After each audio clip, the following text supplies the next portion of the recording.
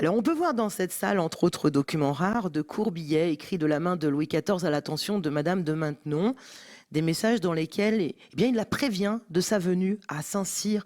Quelle forme d'écriture, de langage utilise le roi lorsqu'il écrit à Madame de Maintenon? Mathieu Davigna. Louis XIV était connu pour être quelqu'un d'extrêmement poli et galant. On nous dit qu'il se découvrait, y compris devant les servantes. Alors, après, ces témoignages peuvent toujours prêter à caution. Alors, il y en a plusieurs qui concordent, mais c'est vrai que, comme tout ce qui faisait le roi était formidable, on peut parfois s'interroger sur la véracité des faits. Néanmoins, on le voit dans ces petits billets, qui sont un prêt exceptionnel d'un prêteur privé, qui montre un billet ou deux billets, en l'occurrence sur cette page, où c'est des sortes, comme Alexandre les qualifie, de SMS de l'époque, hein, puisque évidemment à l'époque vous n'avez pas de téléphone, et le roi écrit à Madame de Maintenon à l'intérieur du palais, hein, tout le monde s'écrit à l'intérieur, on envoie des messages, y compris, on ne va pas forcément se voir, et là il annonce sa venue de façon très élégante en le disant: si vous permettez, j'aimerais vous retrouver à telle heure à Saint-Cyr. Alors on imagine bien que Madame de Maintenon ne va pas refuser. Bien sûr. Néanmoins, les formes sont là.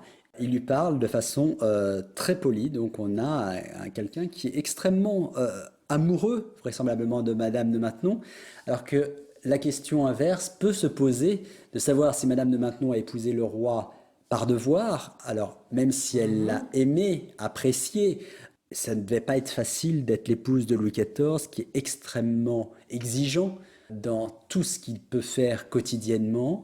Et donc, on a une contrainte pour Madame de Maintenon, bien plus qu'un avantage. Après, elle a échappé quand même à l'étiquette du fait d'être cachée. Elle a échappé à l'étiquette, mais elle n'échappe pas à ce roi qui vient tous les jours dans son appartement, qui ne lui demande pas son avis, même si on le voit dans les SMS en lui demandant est-ce que vous permettez que je vienne vous voir, mais on l'imagine pas refuser.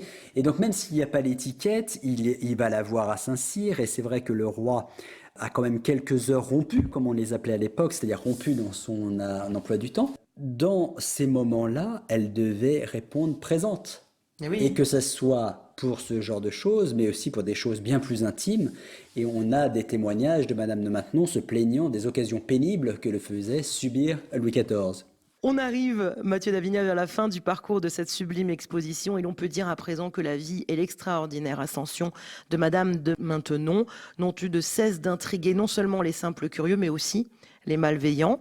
Et même après la mort du roi en 1715, alors qu'elle décide de retourner à Saint-Cyr, eh bien là encore, une preuve qu'elle était considérée tout comme une reine, c'est la visite de nombreux diplomates, de diplomates notamment étrangers, dont une qui est illustrée dans cette exposition, entre autres, c'est la visite de Pierre le Grand. Que lui a dit Pierre le Grand lors de sa visite à Saint-Cyr?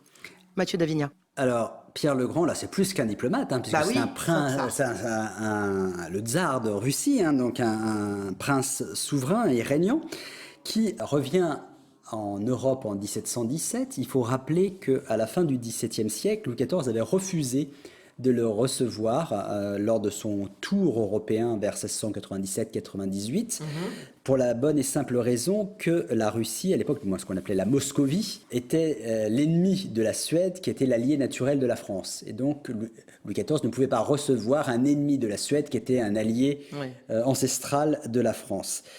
Et lorsqu'il revient, il avait toujours souhaité évidemment voir la France, qui était le premier pays d'Europe à ce moment-là, et voir Louis XIV. Louis XIV est mort depuis 2 ans, en 1717, et en allant voir Madame de Maintenon, vraisemblablement, il voulait voir une sorte de relique du règne de Louis XIV. Et quelle plus belle relique que son épouse en 1717. Sauf que Madame de Maintenon s'est retirée depuis 2 ans déjà, depuis la mort de Louis XIV, à Saint-Cyr, donc dans cette institution qu'elle a fondée pour les demoiselles pauvres de la noblesse. Et elle le raconte dans sa correspondance, finalement, elle est assez surprise de cette visite. Il demande à ce qu'on tire le rideau pour la voir, et il ne lui dit rien, strictement rien. Alors elle répond à sa correspondante, qui est, alors je ne sais plus si c'est Madame de Dangeau ou Madame de Caylus, où elle lui dit « je suis assez vieille, etc. » Vous pouvez imaginer à quel point il a dû être surpris de voir le monument que je devais représenter. Et c'est ce tableau qu'on présente, qui est un tableau en fait de la fin du 19e siècle, de 1887, qui est assez étonnant, mais qui est une belle peinture, hein, et où Madame de Maintenon était assez méconnaissable et fantomatique. Elle est à 2 ans de sa mort, Ouais.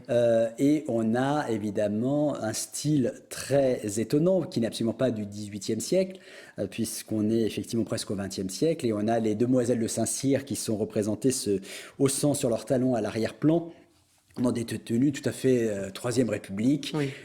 mais qui fait partie de la légende de Madame de Maintenon et la manière finalement du souvenir qu'on en avait encore au XIXe siècle.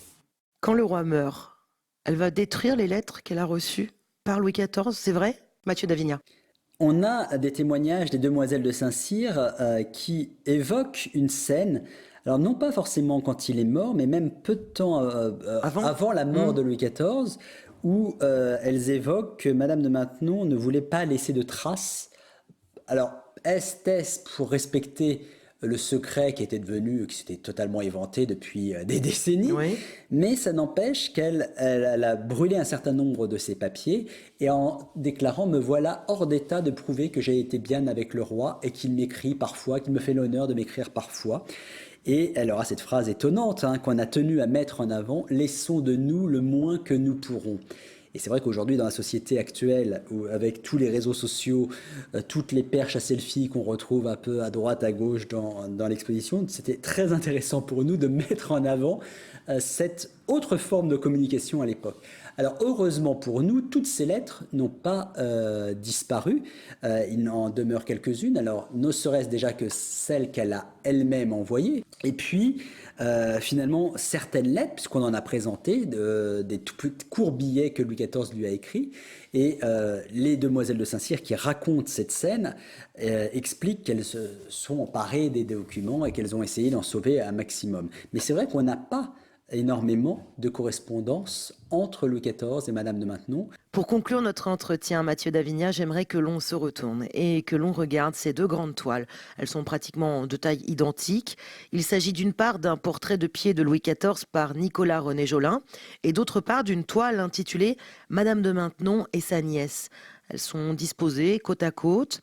Approchons-nous un petit peu plus de la toile féminine, si vous le voulez bien, commandée par Louis XIV en 1688 à Louis dit Ferdinand L, son peintre. On peut y voir Madame de Maintenon, elle serre contre elle sa seule nièce Françoise Charlotte d'Aubigné, alors âgée de 4 ans. Et on sait que Madame de Maintenon n'a pas eu d'enfant. Elle pose sur cet enfant un regard bienveillant. Elle lui tient la main d'une façon rassurante. La belle indienne, la femme, l'institutrice, la tante, la presque reine semble poser en toute majesté, mais aussi en toute légitimité. On a l'impression, en tout cas c'est l'impression que moi j'ai, qu'elle veille sur cet enfant qui représente peut-être tous les enfants de Saint-Cyr et peut-être encore même ceux qu'elle n'a pas eus elle-même. Alors vous qui connaissez bien Madame de Maintenon, Mathieu d'Avignat, cette interprétation pourrait-elle être juste ou bien suis-je moi aussi tombé dans le piège de la légende dorée ?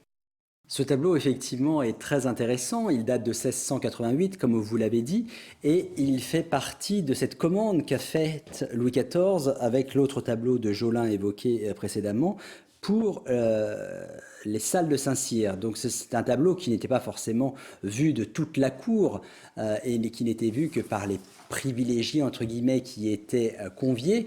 En l'occurrence, évidemment, les 250 pensionnaires de Saint-Cyr, mais également les rares courtisans qui venaient à Saint-Cyr. Alors, est-ce qu'il faut parler de légende dorée ? Vous avez évoqué effectivement ce tableau majestueux. Madame de Maintenon y est représentée de façon magistrale. Ce sont des tableaux qui sont très très grands. Elle est assise dans ce qu'on appelle à l'époque un siège à bras, c'est-à-dire un fauteuil, donc dans une position de presque reine.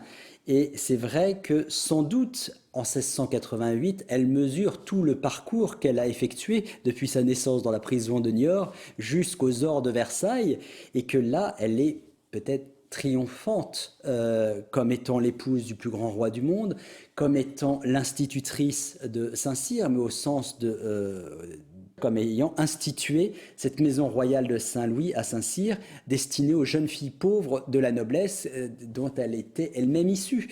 Et on a ici, vraisemblablement, un portrait de la réussite. Alors, est-ce que c'est la légende dorée? Sans doute non. Est-ce qu'elle pense à tout cela à ce moment-là, avec cette petite jeune fille qui est son unique famille, hein? Il faut rappeler qu'elle avait un seul frère, lequel a eu des bâtards, mais une seule fille légitime, Françoise Amable Charlotte d'Aubigné, qui est née en 1684, et qui, en 1688, pose ici avec sa tante, et qui, 10 ans plus tard, deviendra comtesse d'Ayen, puis duchesse d'Ayen, et donc duchesse de Noailles, donc l'une des plus importantes familles de la cour. Donc on a vraisemblablement le portrait de la réussite